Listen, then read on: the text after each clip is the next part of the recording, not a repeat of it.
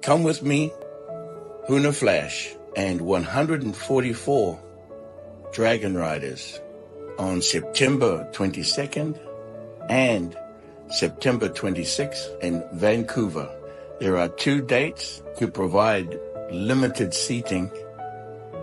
Join me for an experience of a lifetime as I take you on a journey through the tears of a dragon, through your inner being, higher dimensions, to your lowest dimensions. A dragon ride that will help expand your consciousness and provide healing and assistance to your physical and your spiritual being. We look forward to greeting you there, and we look forward to riding with you.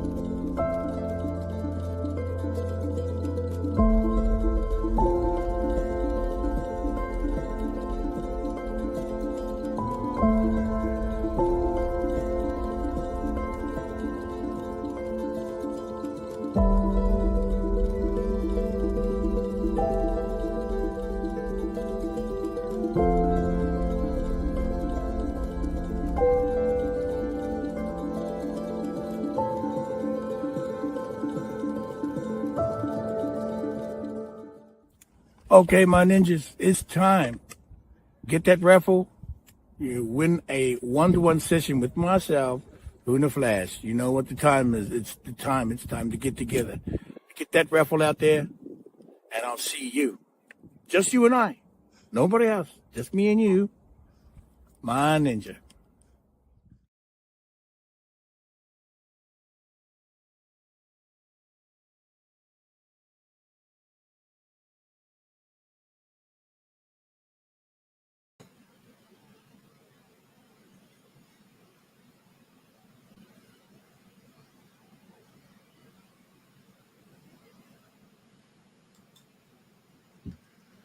Greetings, sweet, sweet dear ones, sweet dearly beloveds. As you know, that is my standard greeting. Excuse me. And thank you all for being here on this celebrated Unrata of this solar flash. Let me begin by thanking Huna Kahasahi for her beautiful ceremony earlier today on Hamburg, Germany time. Such a beautiful ceremony. I think she shared some of that in the WhatsApp group. So I hope most of you are able to get to the WhatsApp group. Well, for the Hunas at least, that's our group. And show some love there as well, I know you do anyway, so. In any case, welcome today. Thank you so much for a beautiful showing once again. Coming to you on the solar flash, the new Christ world. New Christ, what are we talking about? What am I talking about today?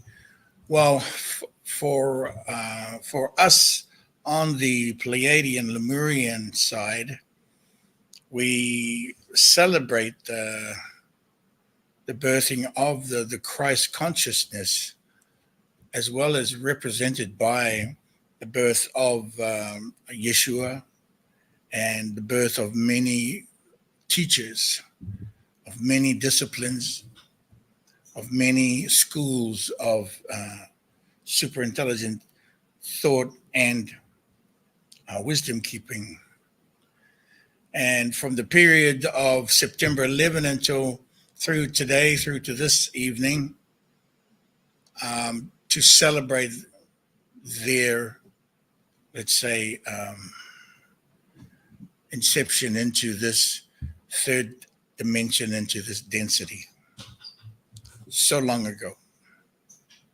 Seems like, it seems like so long ago, but then I think sometimes it feels like it was just yesterday. You know, it's kind of like when you're remembering, when you finally remember something, it's just like it happened yesterday, but it may take lifetimes to get to it. Yes. And so, so today, just to celebrate, we're celebrating this new Christ world, remembering the solar flash is the internal light, and the inception light, that is the spark of life. Yes, the creation of life.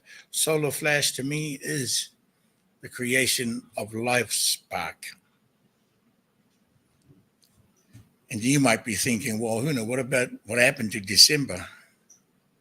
Well, December is over there in Gregoria with the Christmas, but we also celebrate that as mass times mass, which means a multiplying and an expansion of density that's coming to the consciousness. Okay, for me, that's coming to the consciousness. And so a celebration at really the highest and deepest levels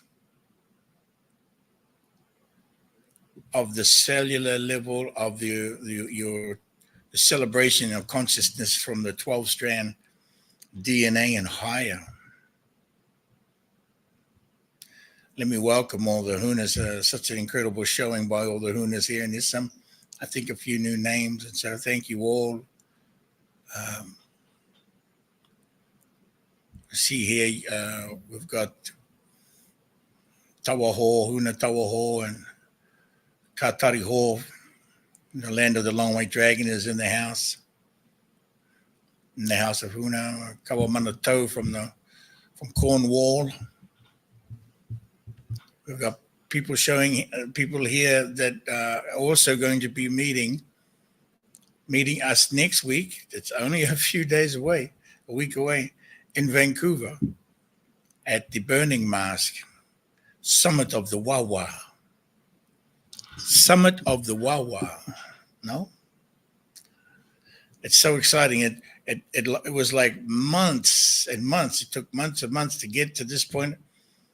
And now all of a sudden, bam, we're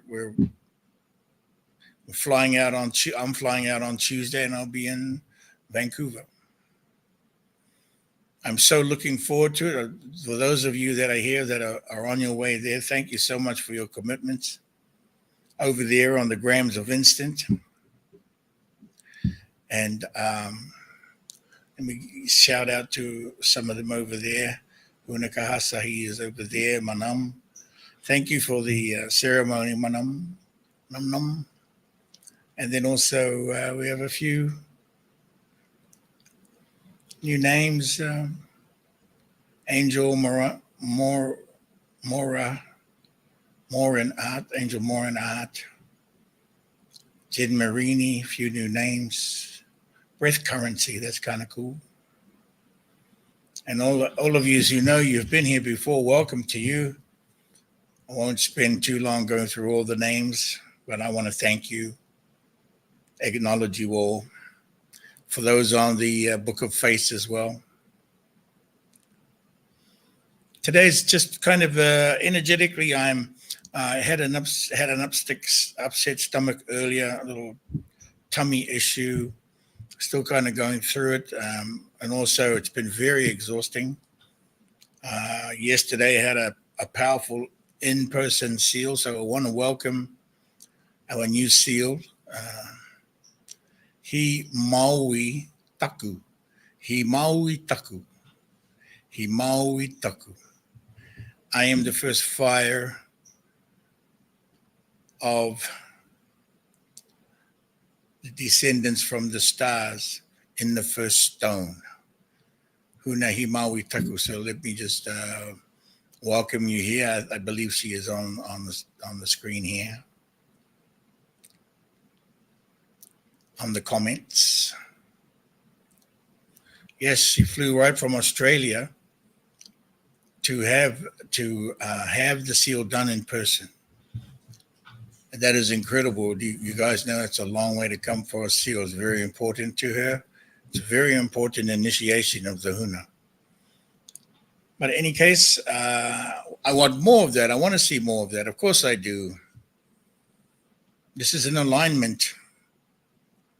And when you go into mission as a Huna, it's very, very synchronized with Te Kupeng Amawi, with the net of the descendants from the stars, meaning the field. Well, it's not just a field. Like they like to say the morphogenic field and blah, blah, blah. It's not just a field. It's fueled by us. It's fueled by our higher light. It's fueled by the fractals of our light. So it has fractal levels from 1 to 10. Actually, 1 to 11, excuse me. So grateful for those coming to the seal. And also, there have been many signing up on the Dragon Masters Intensive and learning the knowledges and all the knowledge that goes with that, mission protocols, modalities. They're incredible. But as for next week, coming into the Mass Dragon Ride, oh, that's going to be off the chains. And quite a number of people have signed up for the Mass Dragon Ride. So we got to have 2 days of it, the 22nd, and then on the 26th as well. And then we'll have the burning mask from the 27th onwards.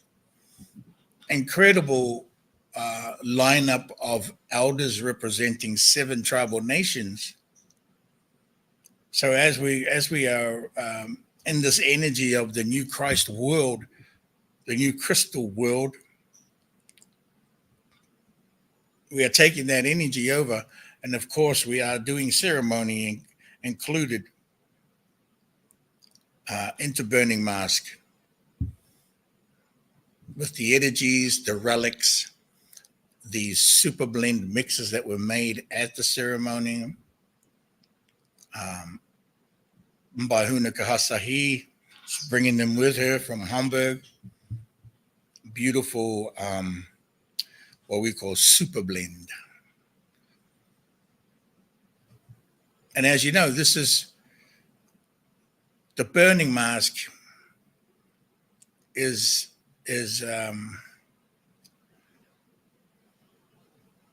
speaking to resolving the codes of racism and speaking to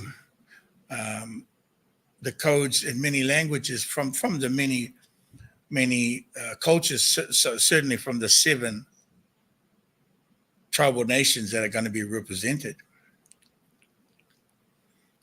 It's the challenge for the elders to be able to work together to find, first of all, find the code in the in the dimension of elements, find the access point of the intention that's placed into the code, so we can then undo it and break it down, then to input benevolent codes and also undo what does not serve, and then also bring to the physical world codes to speak. You might think that, and you might say to me, and you probably do, it's fine. All we got to do is just speak love, to speak love. Well, I just have to share with you that certainly you can. With those that are ready to receive it that way, that's fine. But there are also some within our own ranks that also require some guidance. Yeah, and so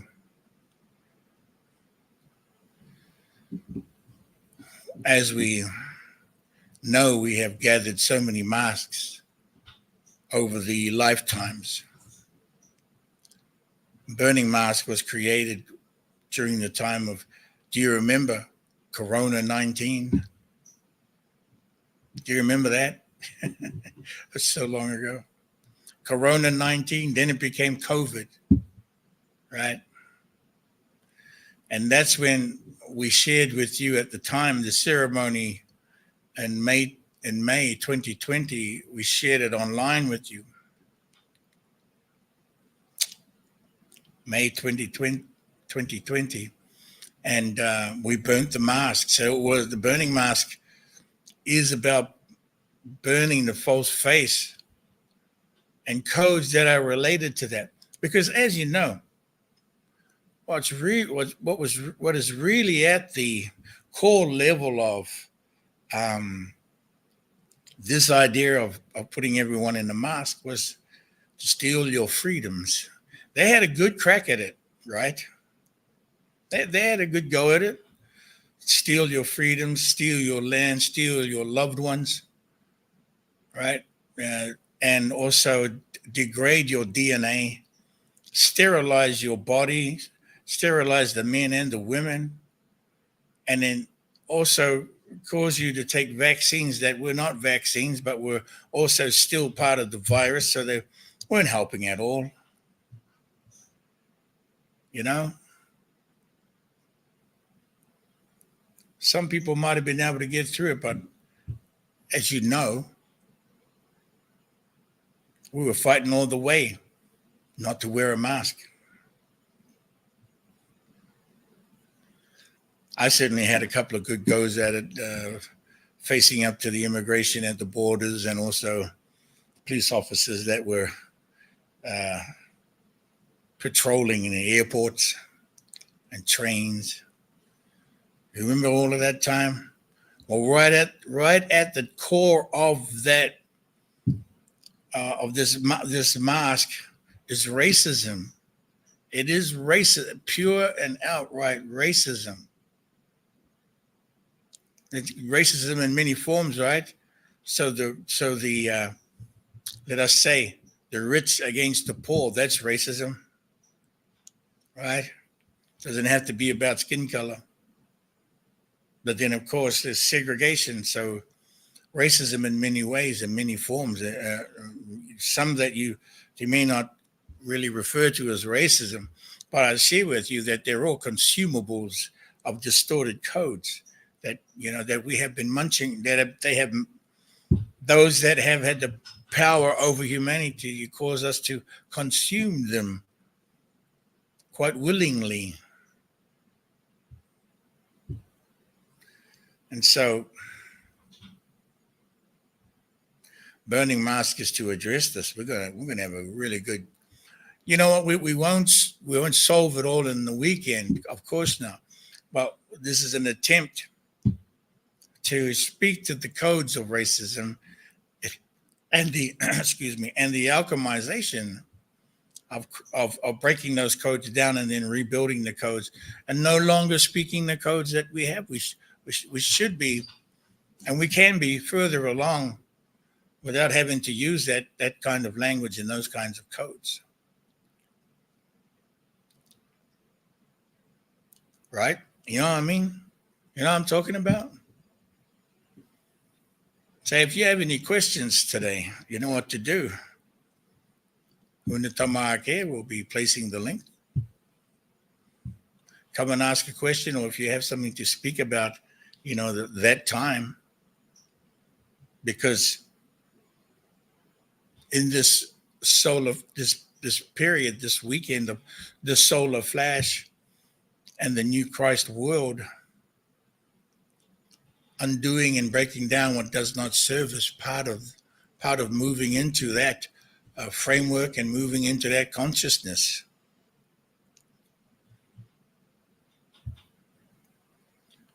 So I'd like to invite you to share with us, any one of you from, if you're over there on the grams of instant, you'll have to come, as you know.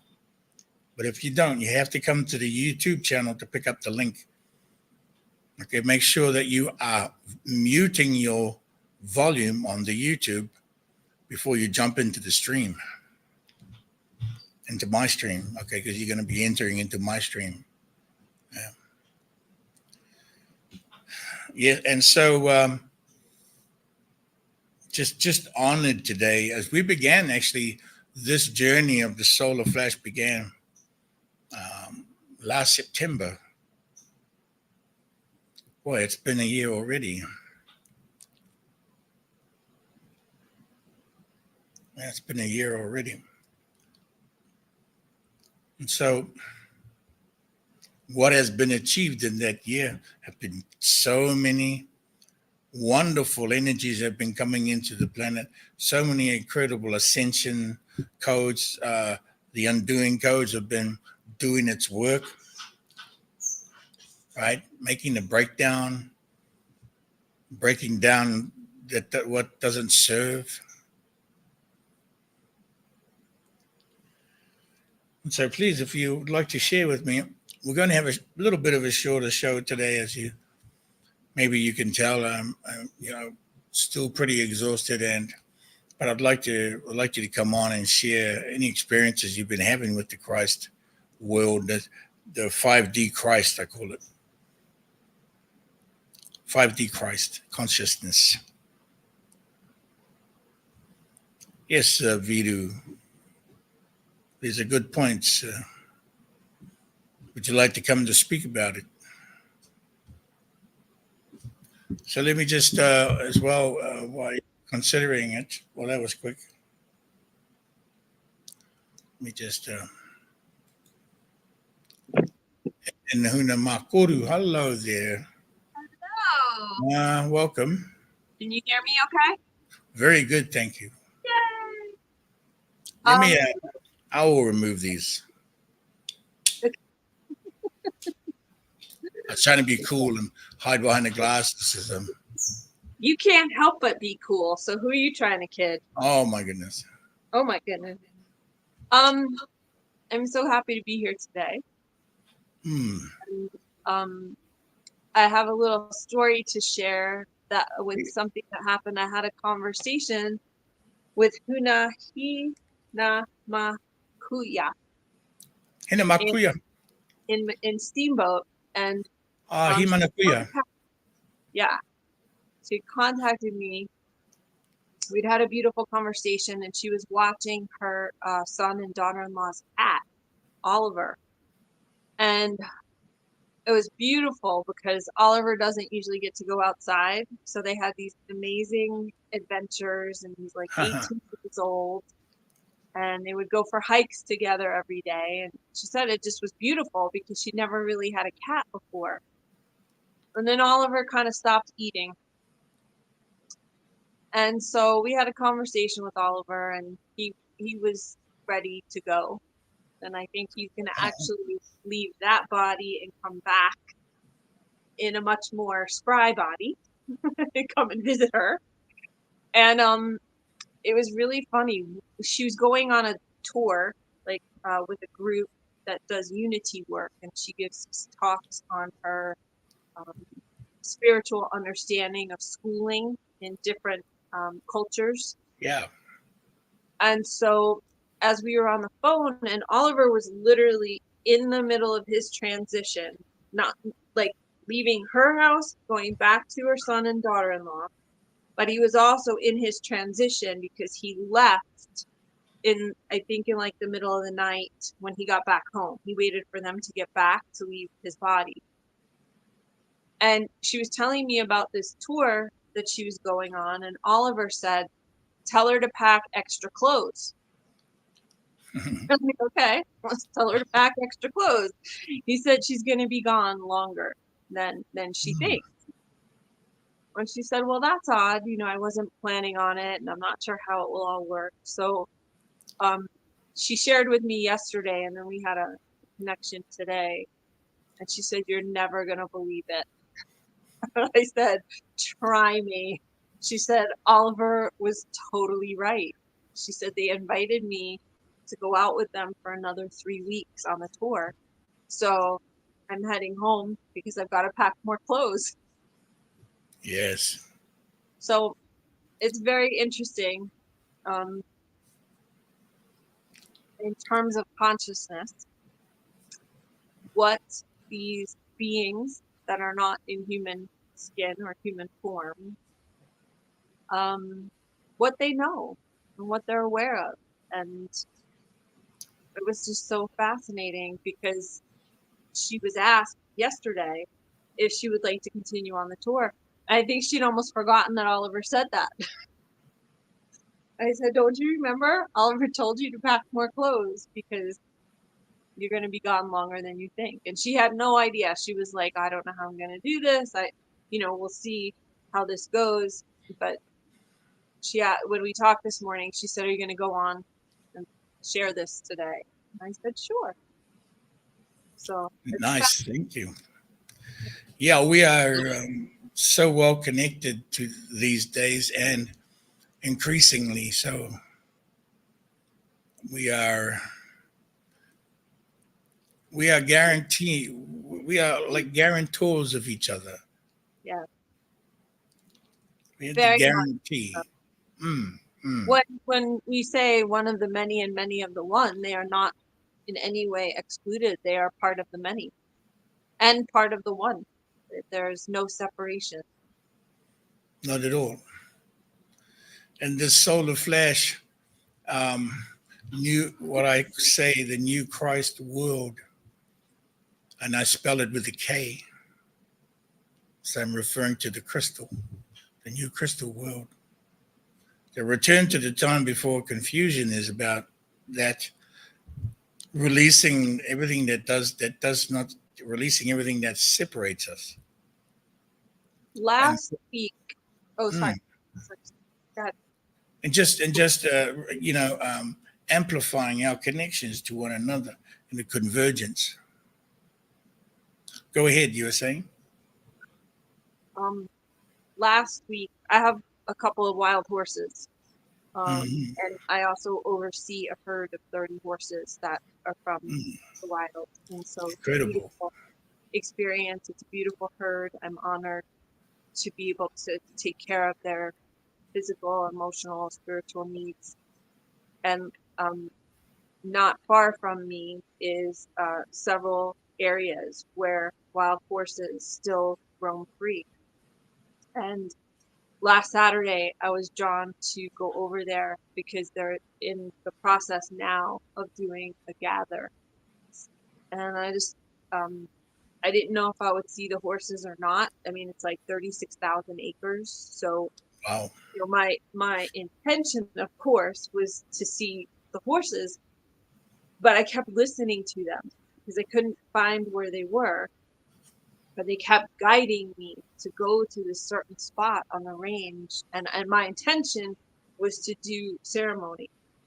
And even though I'm new to this and still studying, they just kept saying, like, you need to trust this, you need to trust this. And they took me out to this one spot, literally, basically where the road ended. And I was like, guess we're here. I can't drive anymore.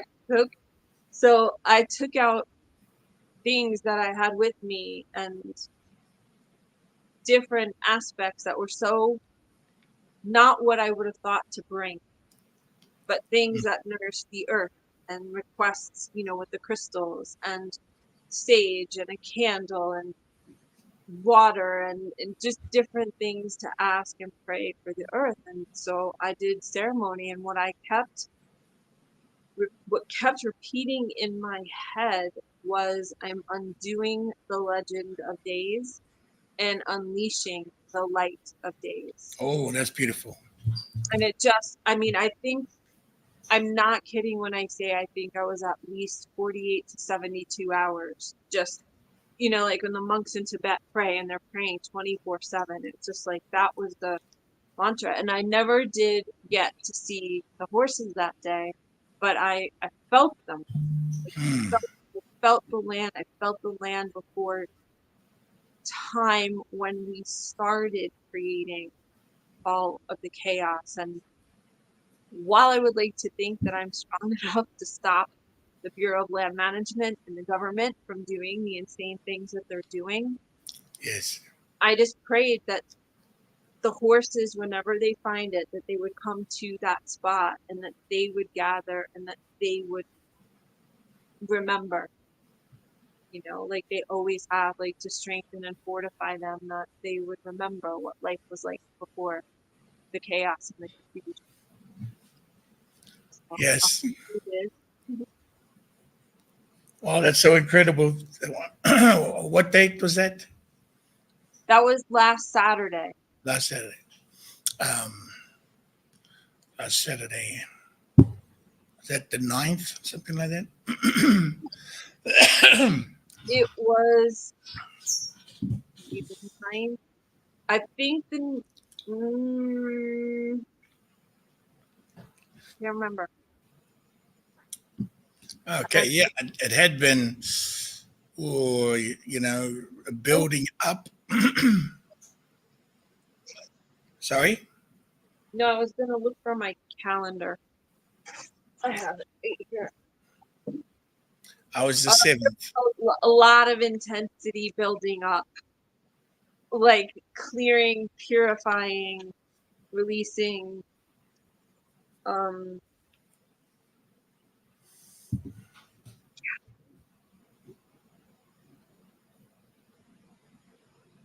I think it was the 7th,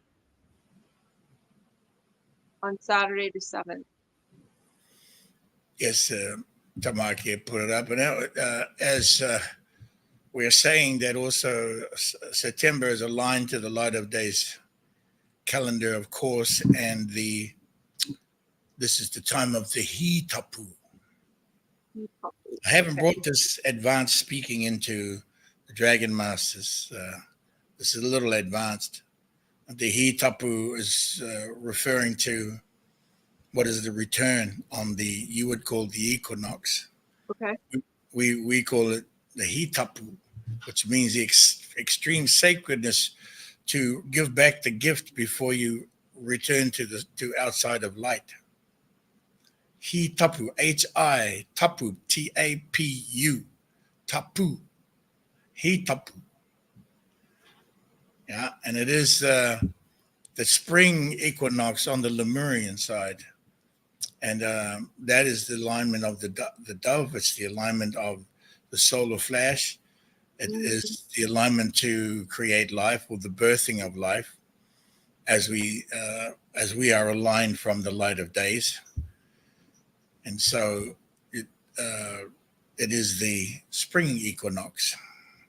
He tapu, extreme sacredness to return the gift, so that those that are entering may receive the gift whilst you return to outside of light.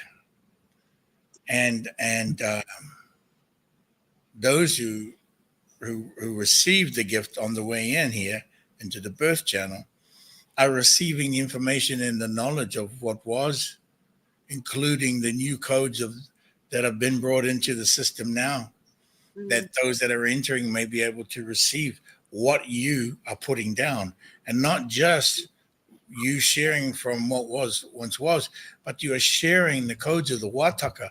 And this is something that is very, it's highly approved and appraised by many councils as the child is entering into the birth channel to receive these codes in the field, that you every ceremony, every protocol is a ritual of programming.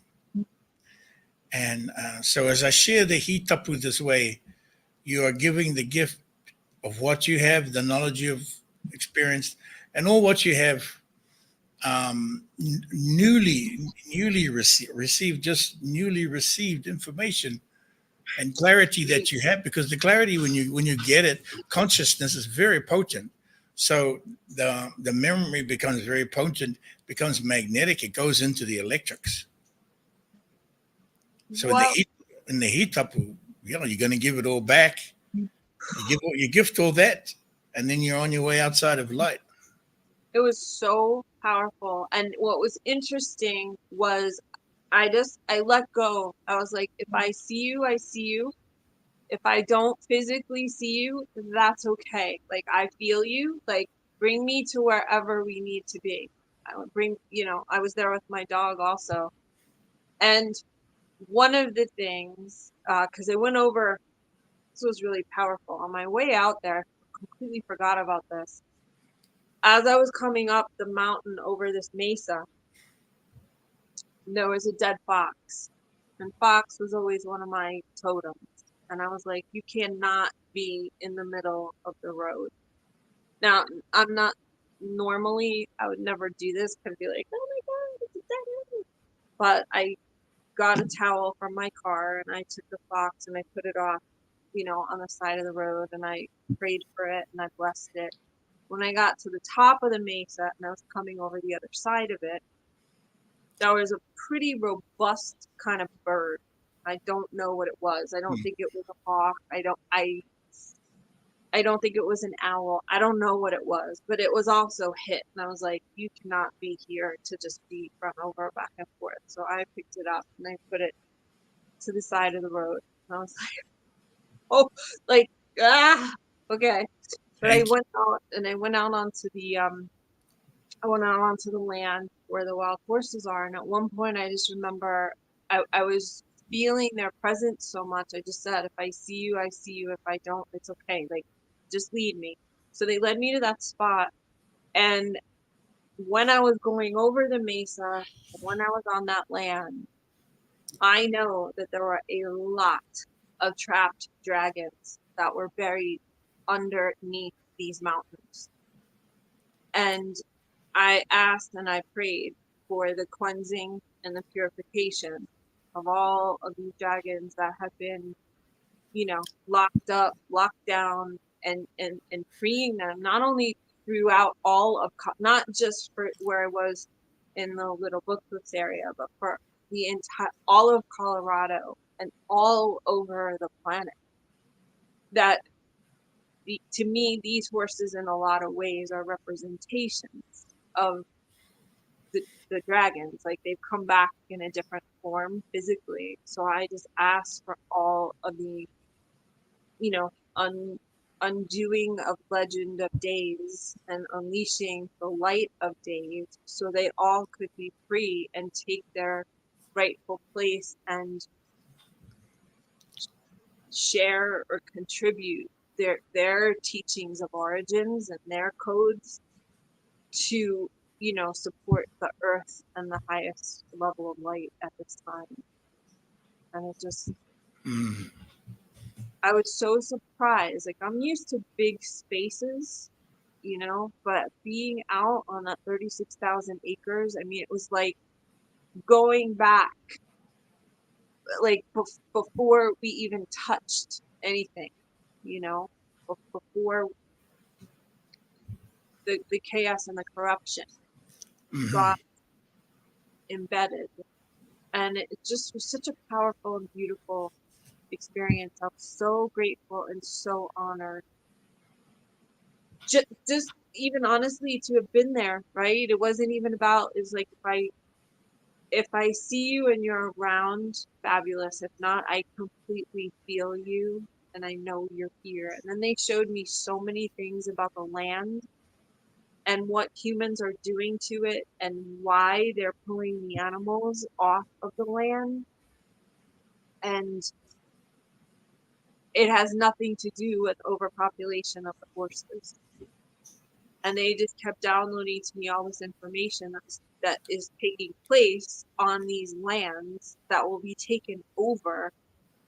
And I didn't even know what to say because like I said, I don't know that I can change it, but at least I could hopefully seed back in there what is the actual truth.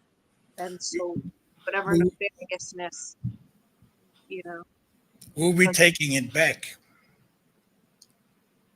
We will be taking it back. And the dragons are land, water, sky.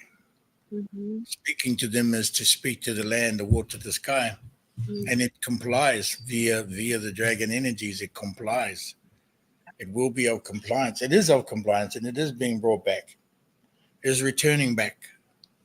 So that brings me to another point. There's so much taking place in the revealings and reorganizing and the resetting of governance, local, state, federal, municipalities.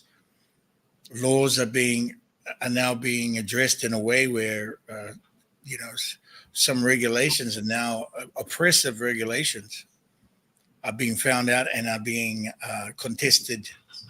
Um, there's large groups of lawyers and patriotic people doing that at working at that level. It's all connected to, of course, the energies of the liberation that are of course, have deep roots within the financial system. But that is part of the racism codes within there. There's the racist codes within the governance to block people, to oppress people. We know it, right? We all know this stuff. However, this is what we are addressing at the burning mask. That part and parcel of it. And so, recently we're seeing the amazing revealings, people being arrested for the behavior, for their behaviors in the treatment of humanity. That's happening a lot right now, and also, this election that's coming up is, of course, there is some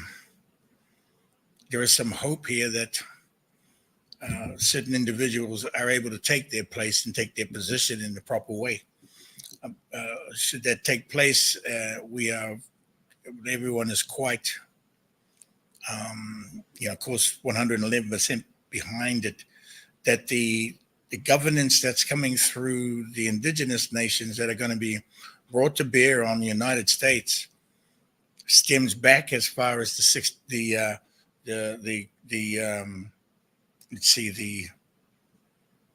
laws and the treaties of the wampum belt back in the 1600s.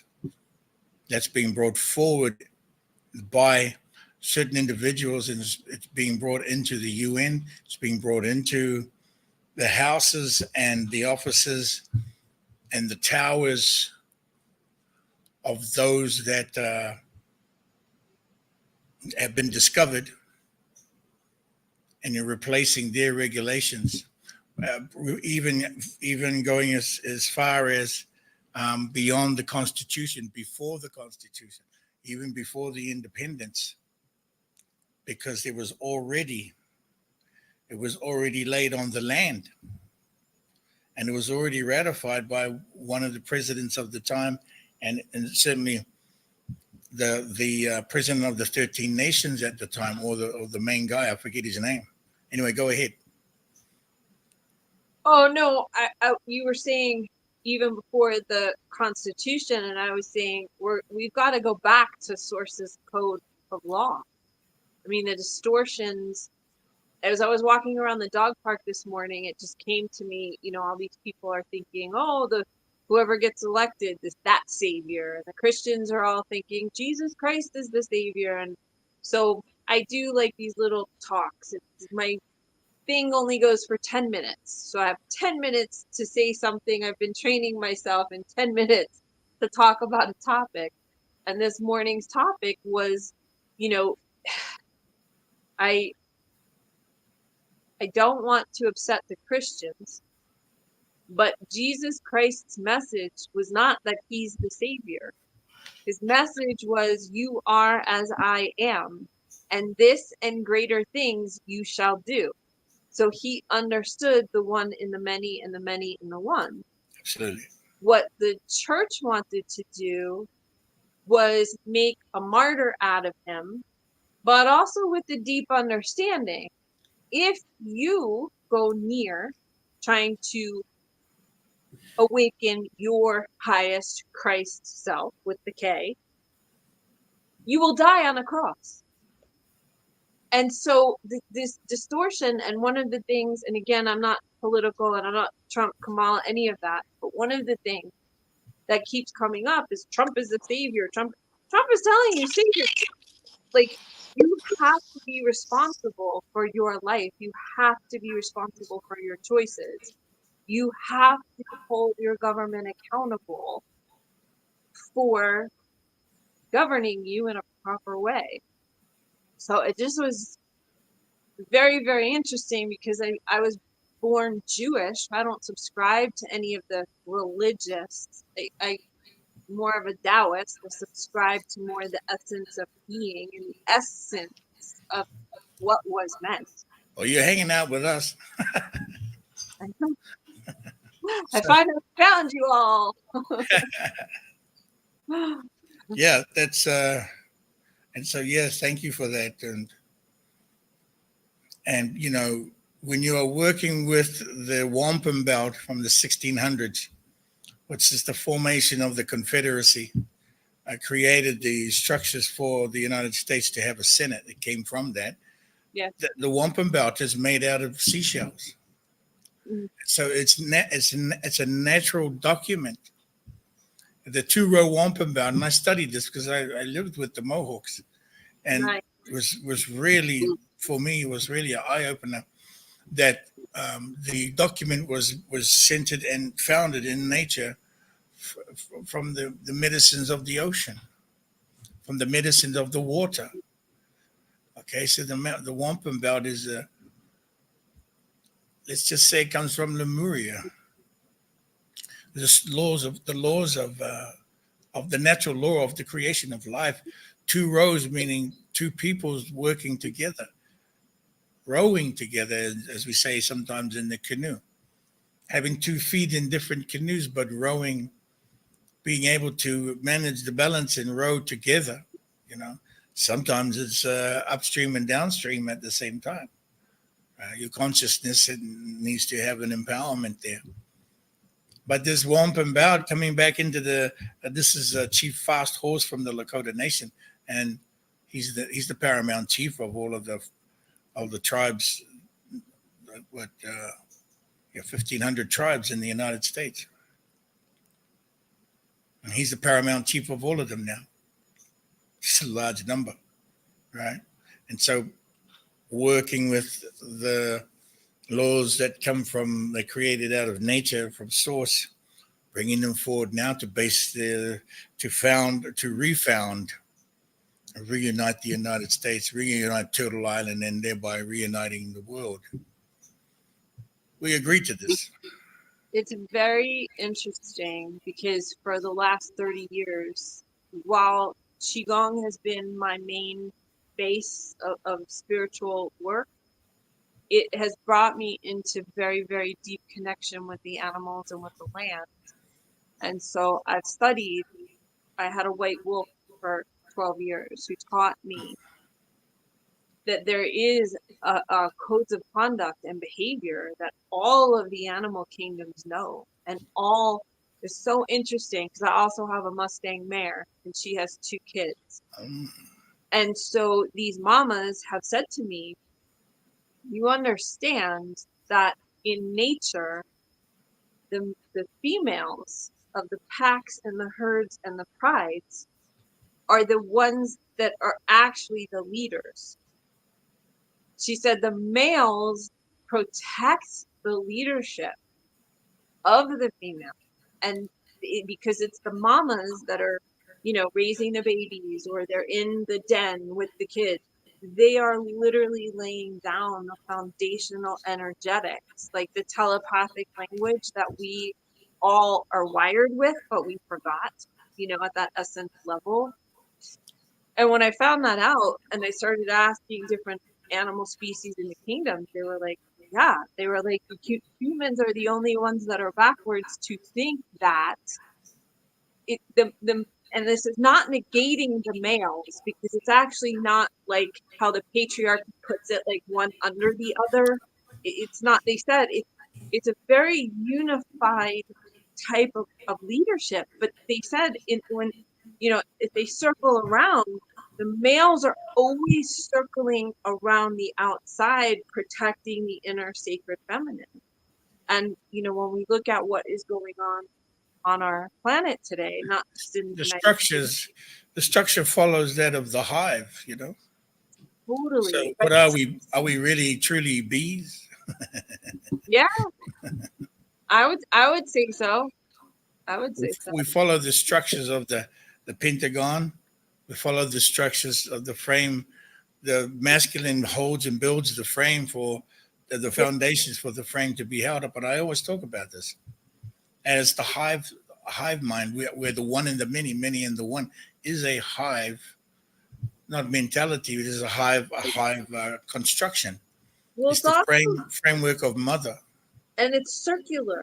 It's not like, so we always think, and when I started working, I've trained many types of animals for many years, but we're always taught it's very linear, like a two-lane road. And the animals said, think about how we go through our world. They said it's never this way. It's always, we're in a 360-degree circle. So nothing is separate. So it's just very interesting, right? In the way that we're taught with very focused forward eyes, we cut off a lot of our periphery. Certainly. There have been many teachings about tribes. You know, I'd like to bring Huna Katari Ho Yeah, on for a moment. Stay with us though, absolutely. um, because us as Maori from our tribal regions, we have our structures. Okay, Yes. kia ora. Tata mari e koutou, Ora, wawa yeah. nui. Ke te pai. Kia wawa. Nice. Oh, Kia wawa nui to you. Yes. uh, hey, well, yeah, lots of interesting kōrero. I sparked lots of things. Engari, let me say first, Yep. when you're just talking about the mother's fire, Huna, makaoru, ai, kia ora, makoru, kia ora, of course. Sorry. Can't even read it. Perfect when I hear it though. I was literally just having a kōrero with my 11-year-old just before I jumped on about the power of his mind and how he's because he's very trained in, well, not trained, his mind, like his power to manifest is like, yes, wonderful to be nurturing through. That's and awesome to be able to have some tools to be able to help him to like understand what it is when he's in what he sees and how can help him and these sorts of things. So yeah, being able to bring all those things about as the mother, and then the aspects that my husband brings, and the hope that we can bring our children into a place that they are divinely both masculine and feminine and able to stand in that beautiful, and that partnership and leadership is it's funny. I've just been at a hui in Auckland, and the way that we've been able to navigate together as a team, as opposed and hold the space of some mahi that's pretty big within our community. Yeah, and that partnership and people, often when we're having porphyry process in Maori hui, and the men are at the front on the pai, and people think that signifies lesser of the wahine, sometimes the women, but it's not, because actually, like you say, Huna, it's about the protection thing, and it's a sharing of the space. Anyway, yeah, Well, that's all. That's all on that. I had a question actually. right? What was your question? My question is, so I've got doing some mahi with some patu paiari here today. Some whānau who've come through into New Zealand, and they don't whakapapa Māori, but they whakapapa to the patu paiari here, to the fae, to the Lemurian beings, for anyone that doesn't know patu paiari here, that were here first, and were, you know how we love to just blow up some Māori whakapapa sometimes, Huna. They were decimated by our whānau, our Māori first. They're the peaceful beings who were decimated by our own culture, and that's karma that we're having to pay back. Anyway, not the question, but I have some mahi with them, and thank you. I'm just wondering if you have any specific codes for them. Yeah. To help because it's extreme trauma that they kind of can't place. And I would expect that there's people that are in other countries that are there because they feel like they've been there before, but they're not they're not Māori in this lifetime, you know what I mean? So that's a whakapapa that some of us know, but not all Māori accept yet. So they have this familiarity with the land, but they can't say, well, this is my line. But do you have any specific codes that we could share with them to help shift? Yeah, that's the Irish went through the same thing with the Fae, and them being the Fae being decimated and desecrated within the forests and the trees. But what I would just say is that for the Māori becoming, let me just say, and I don't want to say, but racism is colorless. Huh? Someone has to. Racism is colorless. So, the Māori being extremely, at certain stages, extremely racist, and of course we hung on to power as we came into more of our power and remembering more.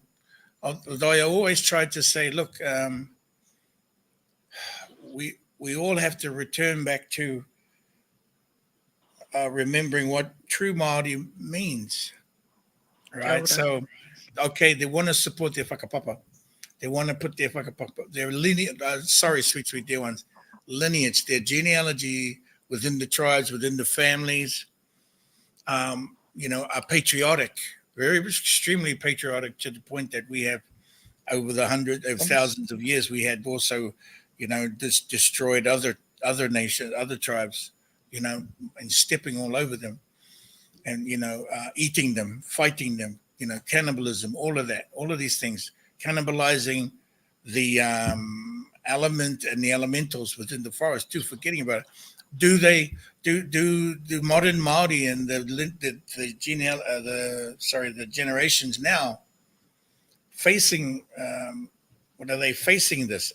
Do they have a knowledge of this? Are they getting this information? Do they have this information? Is that what you're saying that you've been doing, working on that? Because all of that was at racist. Racism is at the core of it. The racism part of it, which is what we're going to speak to in Burning Mask. We will come back with codes, but we have to eliminate this idea of Pākehā. Yeah. We have to eliminate the sound. These sound haole. We have to eliminate these sounds. This is why even the white man, that's a racist term. Red man is a racist term. Yellow man, brown man. These terminologies, they're deep-rooted racism, and they were also didn't help when they were being plugged into us, and we just kept on perpetuating the thing. Go ahead, though. So I've got two. Because I work with clients one-to-one, not clients, but you know what I mean, whānau coming to help unlock their own healing, and that I'm mahi with them as a rongoa practitioner, and two of them, and they just happen to be today, which is, I was trying to figure out what the significance was, and then you reminded me of this flash a year ago.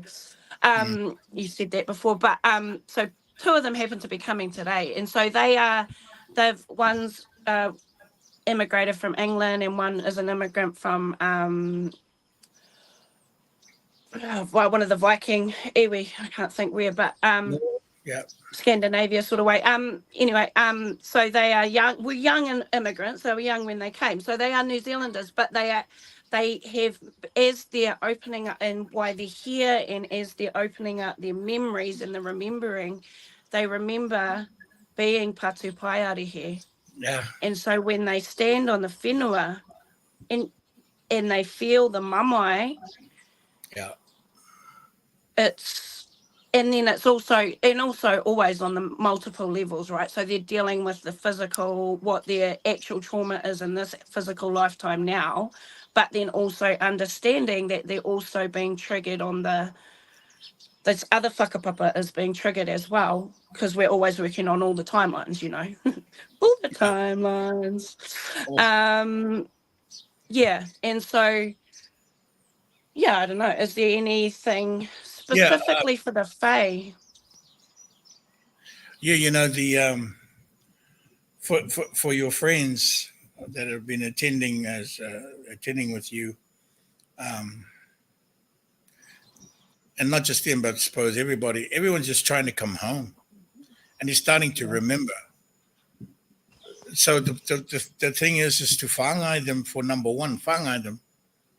It's what I did the same thing when I went into Hawaii, and we had the workshop I had in Maui, and sharing with the kahunas there. If we have to, you have to whangai the people in tourism or on the tourist boats and staying in the resorts. They're trying to come home. You don't see it like that. I get it, because they just keep coming into your town. But that they were once Hawaiian, or they were once Maori, they were once Patupaharahia, they were once the Fae, they were Lemurian, they were of nature. We are of nature. So what was the blockage? What was the oppression? What was who's the oppressor? You know, who's the victim and who's the abuser? Well, one and the same. One and the same. The abuser is the victim. The victim is the abuser. This was our lesson. Have we learned the lesson? We've learned the lesson. Is it habitual now? Well, what is this habitual thing? Why is it habit? That's an addiction. What is this addiction? And so they have perhaps a memory of having been. They have the memory of being trodden on, being disrespected, being desecrated, being decimated. When they are just returning home. Now, they have to be whangai'd. Did you do that process? In a way, even to the speaking of it? Well, yeah, one's only just come under my wing, and one already did some study with us last year, but is just coming back for her own. A proper ceremony. Whatever that looks. A proper ceremony of the whangai, you know, they must be taken to the tree. Okay, so even just do your refresher to remember that. If you don't, sometimes I'm even sketchy on it, but the actual process of matua whangai. And so to bring them back in and then apply the codes, the actually codes that have to be removed, right? Yeah. There's some things that just have to be removed so that allow the space to create, that a creation space open. And I'm sure your intentions and the pieces that you've gathered here and there, either the House of Huna or wherever, all your work, all your mahi, will fill in that blank space.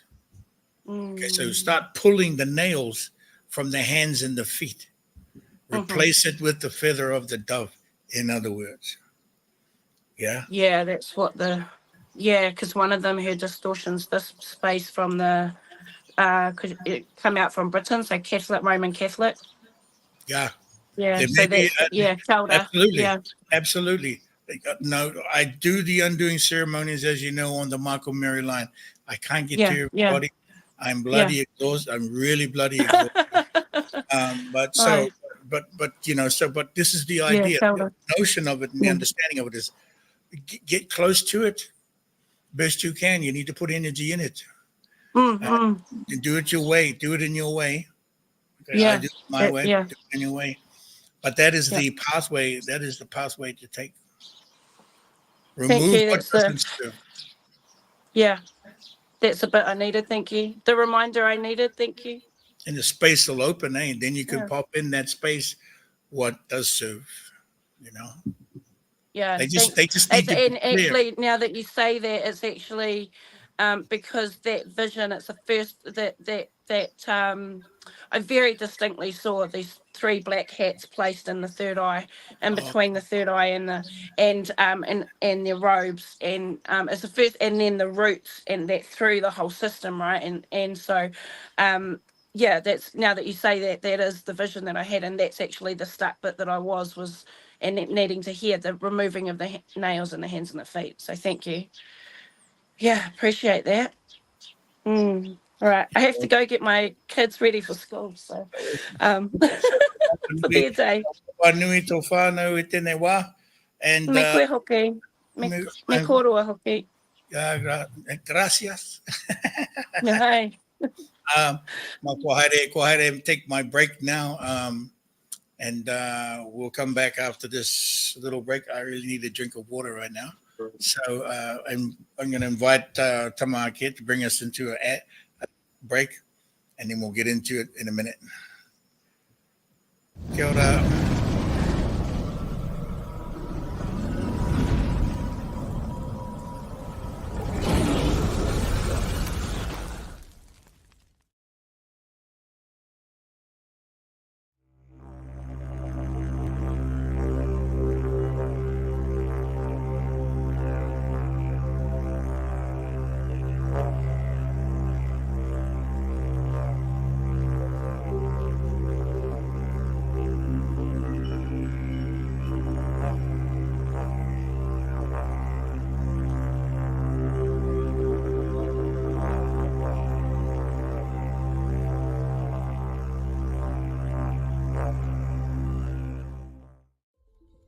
Need some Reiki or Rife energies?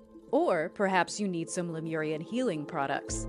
If you are in the UK, look no further than Huna Kahatota at www.hunashealings.earth. For all of your high vibrational healthcare needs, you can visit Huna Kaparore at www.lightinaction.earth. Oracle readings rooted in the Lemurian operating system. Get your Oracle reading with Huna Kahasahi at www.flc.earth. Live online journeys, energy clearing modalities, and sound healing sessions for new families with Huna Kahiwaha. Head to www.rl5.earth.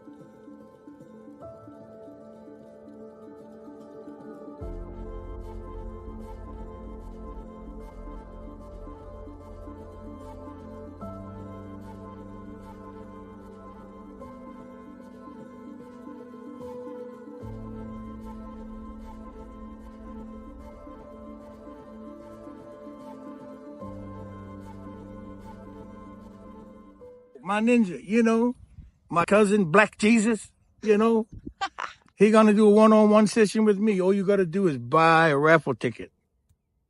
Come and be with Huna Flash. It's like that.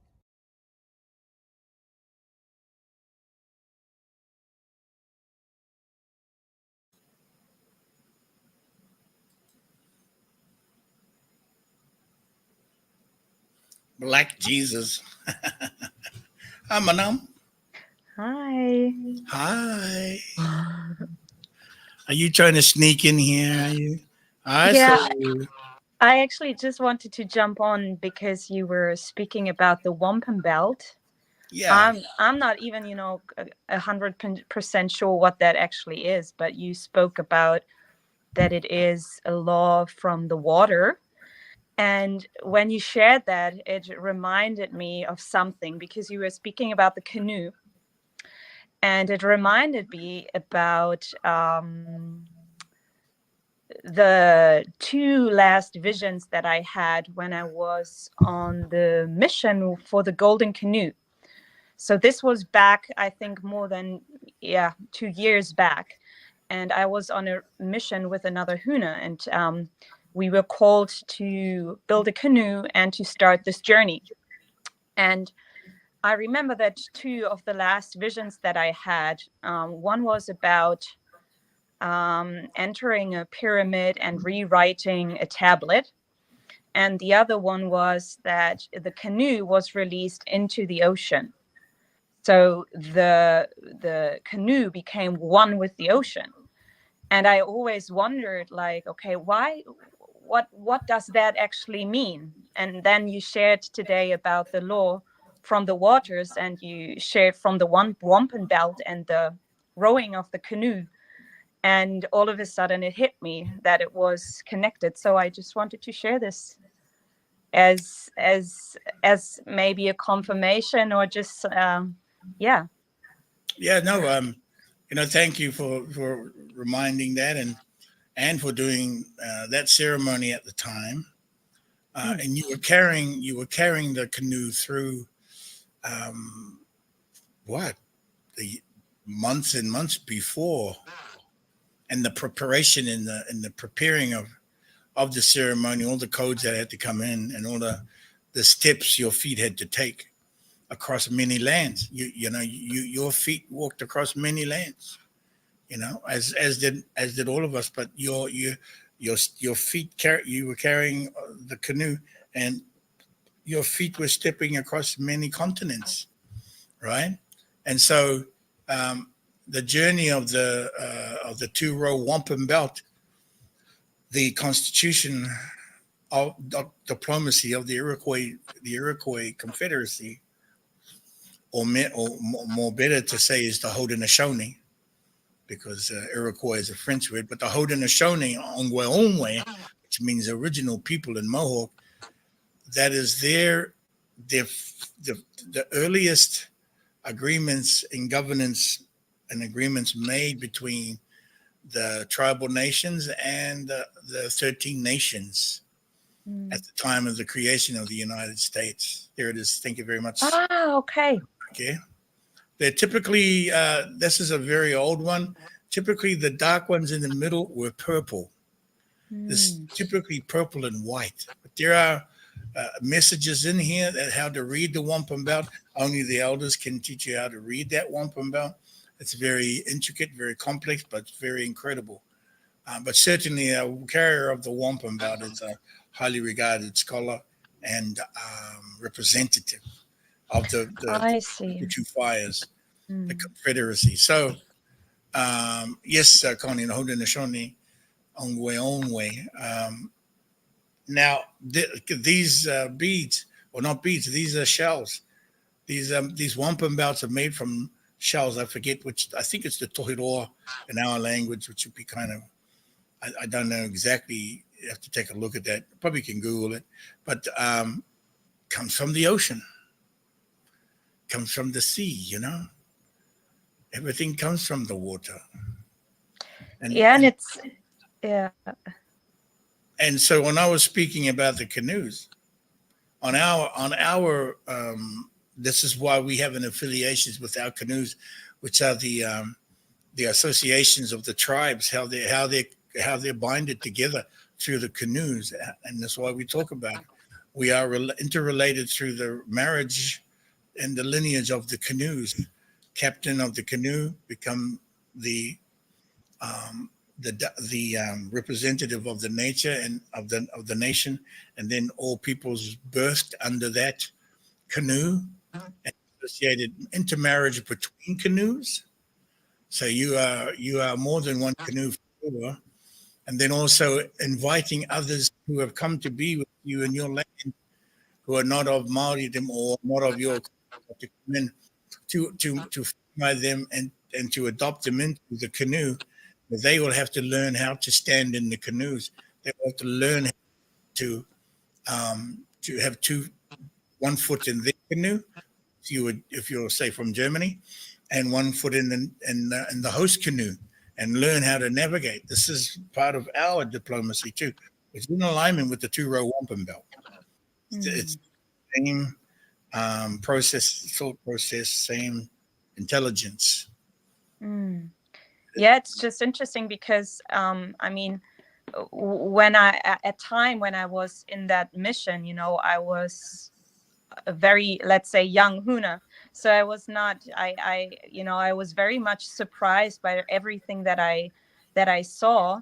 And I noticed that the visions that came to me in the meditation while I was reciting particular codes kept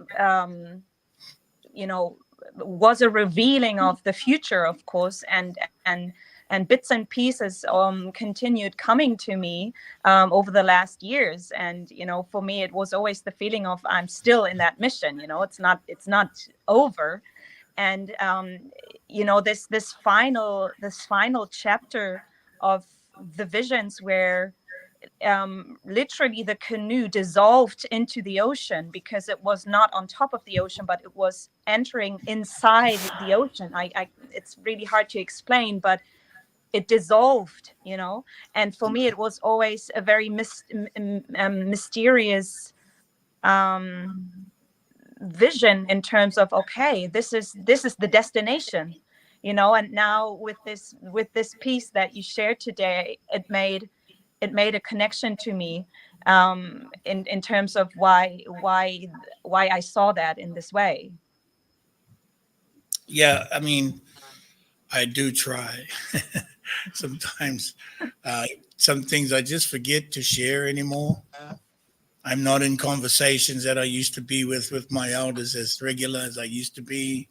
So sometimes I share up to the moment of things that we are doing as they're being presented the best I can, too. So, but you did a great service in that work you did, that mission to carry the canoe.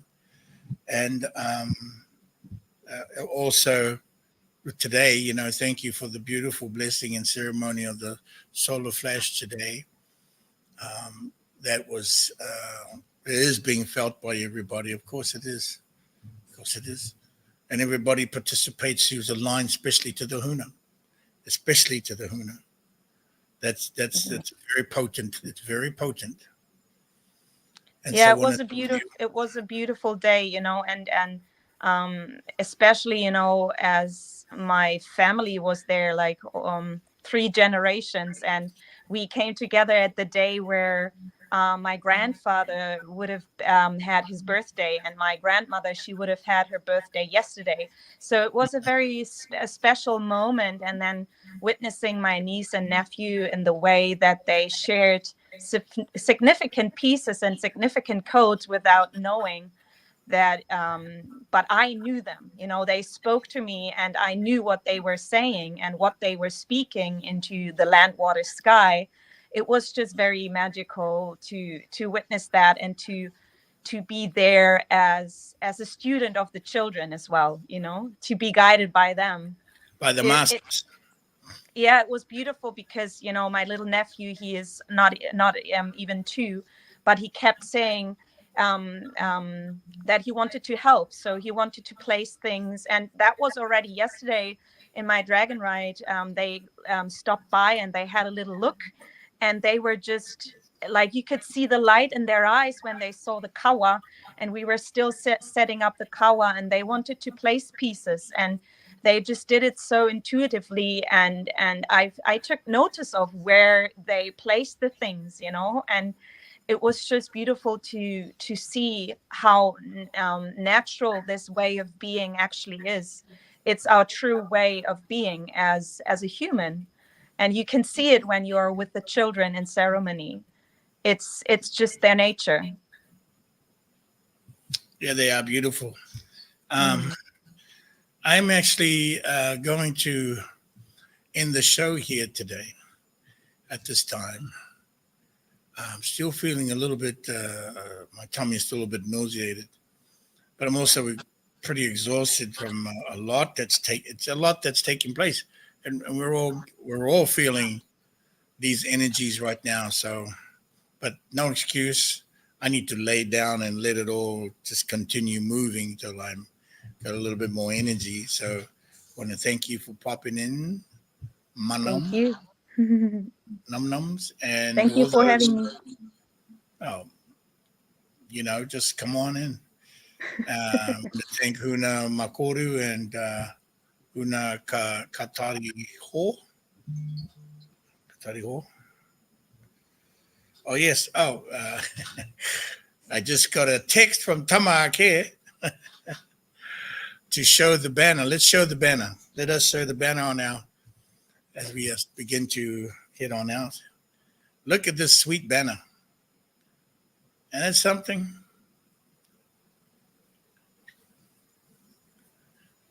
And it's beautiful. These are all the elders confirmed to speak.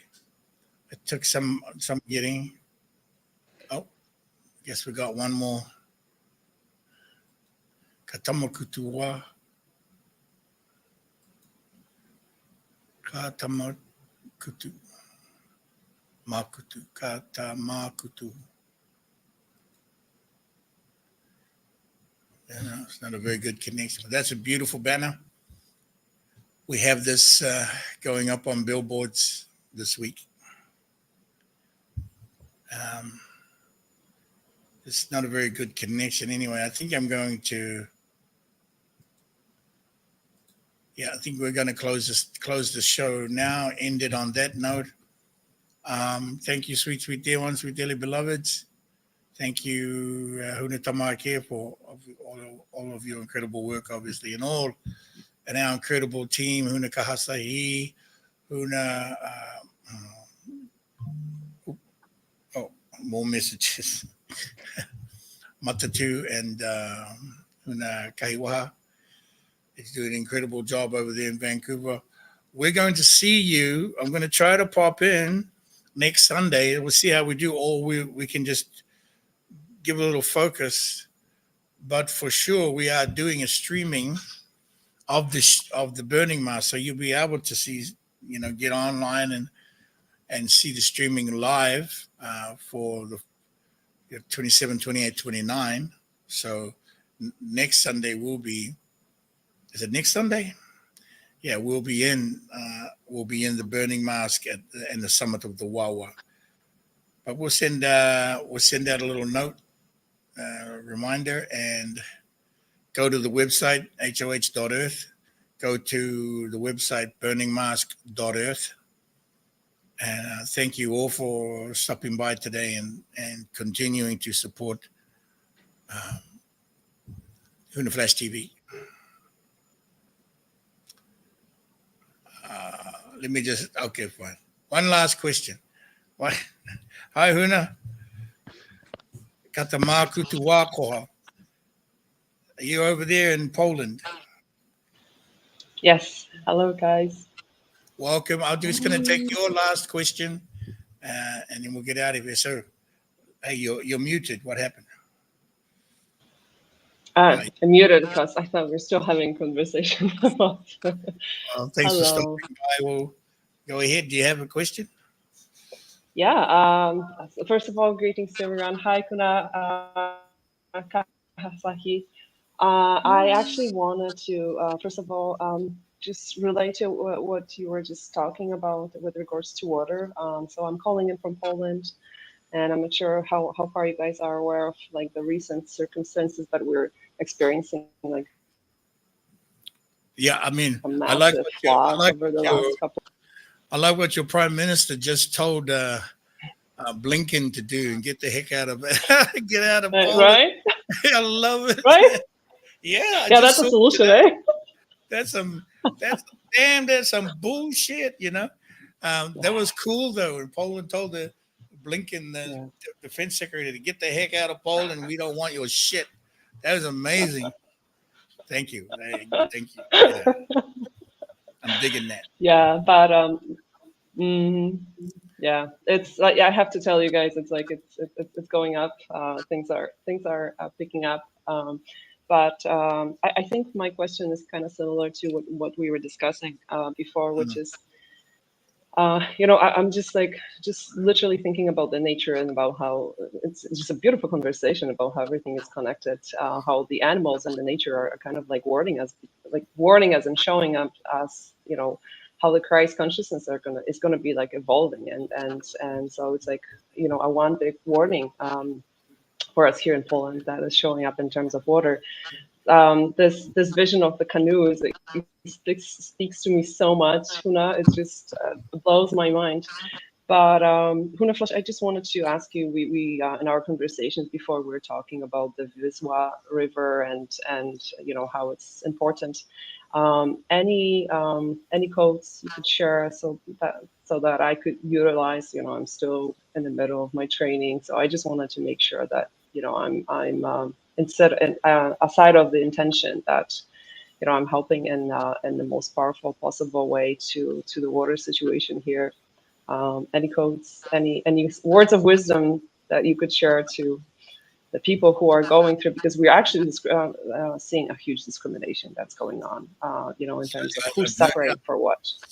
Yeah, no doubt. I mean, the racism is at the core of a lot of this separation, and it may not even look like racism. It may look like more other popular words, but it really is. It's an agenda, and racism is an agenda. Okay, so water. You take. You're studying in the Dragon Masters, yeah. Mm-hmm. And so, have you started doing the white cutter yet? Or Not yet. Yeah, okay, that's what. once you get to do that, then you also same protocol can be utilized for the water. So you begin to do a water weaving. So water weaving ceremonies, and then once you do the white cutter, you'll begin to learn to feel the connection to all the energies that are rushing in to be supported and raised up in their light, or to be crystallized. You will feel that, and then once you make that connection, you'll be able to apply that and connect to that consciousness of the water, and bring the same intensity and protocol into the water. And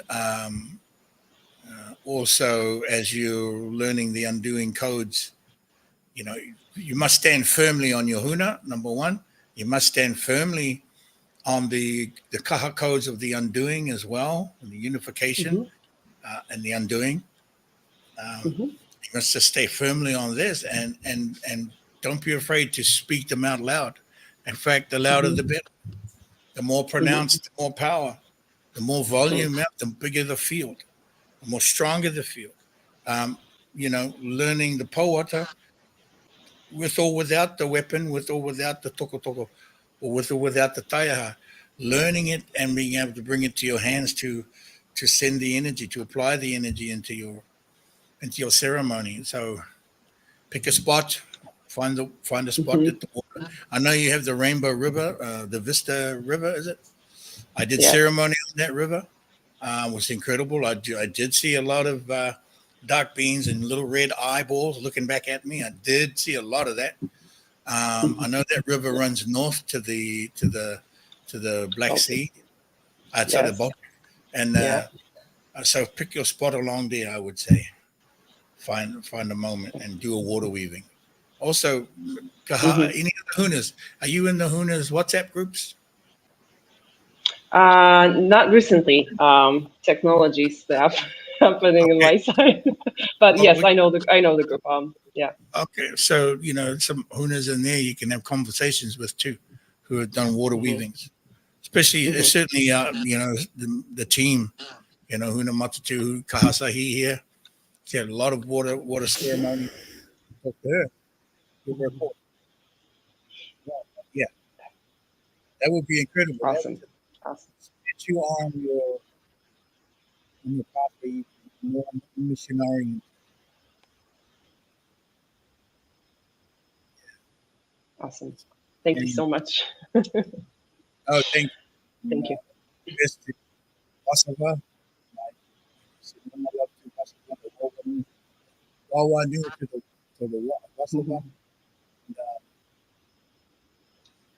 No more questions. Wawanui from Warsaw as well. Oh, thank you so much. And I look forward to being in that area, because we're going to get over to Eastern Europe at some stage for the other Stargate. Awesome. Thanks for the question. Thanks, guys. Have a good one. You too. Okay, it's Huna. Maharua. Huna, how are you? Oh, I'm very good. How about yourself? I'm exhausted. Well, I knew it to you, Huna Kahasahi. I just wanted to share briefly that we have some good support for everything that has been shared today. Through the sun, this came. Yesterday. On the day of the solar flash. Yes, the 4.5 X flare. Wow. They say this has never happened before. Ooh. The way this looks. And so we Yeah, I have, mean we really have some good support. And now, and after this, there's this brought in the red beam.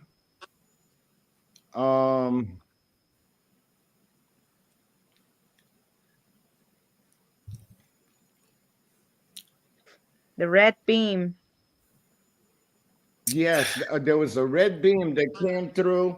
They say the covering that protects the earth leaked. But what I say is that it opened up and it let a red beam come through into the sky. Yeah.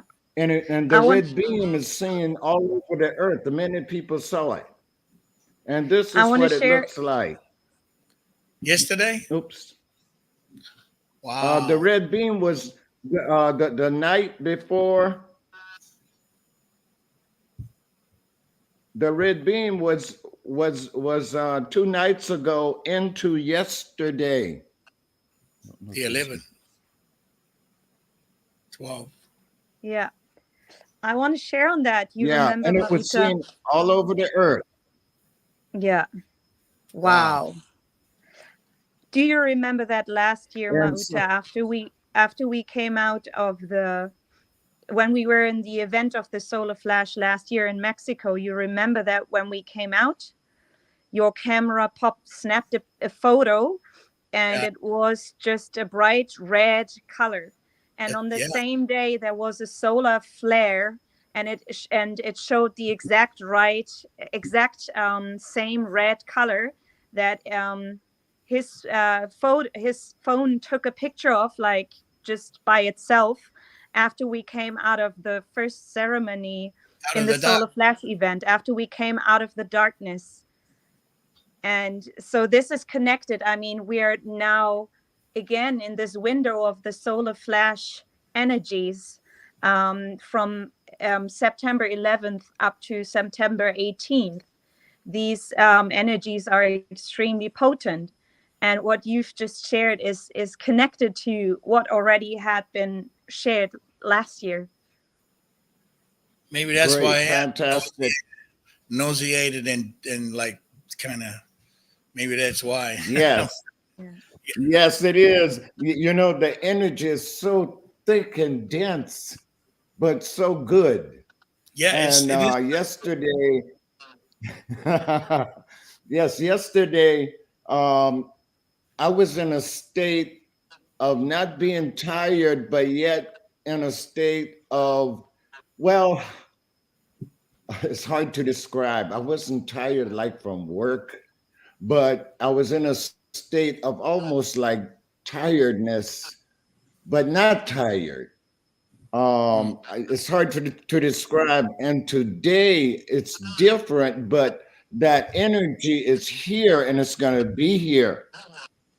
And so we have all of this support and all that we're doing. A twilight exhaustion. Some kind of yeah, I'm about ready to take a nap too, and I'm saying, my goodness, I've got so much to do. Yes, same here. You didn't have your red dragon ring back last year, didn't you? You hadn't had it then, yeah? The red one, because it's the same color that the phone took, that color. Yeah. And I remember that you shared that it is the frequency of divine directive. It's divine directive. Yes. Just wanted to share that with everyone. Yeah. Okay. Powerful. Yeah. So this is the healing. This is the purification and the healing together through the red. You know. Yes. Looking forward to seeing you next week, Father. Amazing time. We'll picking you up, and we're going to get you all organized and everything. And we'll have a good time at the burning mask. Yes, Father and brother. Thank you. I'm looking most forward to it. Nyawa. And How has and now what? Nyawa Niwa. And what is the word in German, Manam? What word are you looking for? Bitteschön. Bitteschön, vielen Dank. Bitteschön, vielen Dank. Bitteschön. Schön, Bitteschön. Dankeschön. And Dankeschön. auf Wiedersehen. Auf Wiedersehen. From the House of Huna and Huna Flash TV, I'm out. Okay, this time I'm out. I'm gonna lay down, Father. So I'm out. Me too. Onigiwa.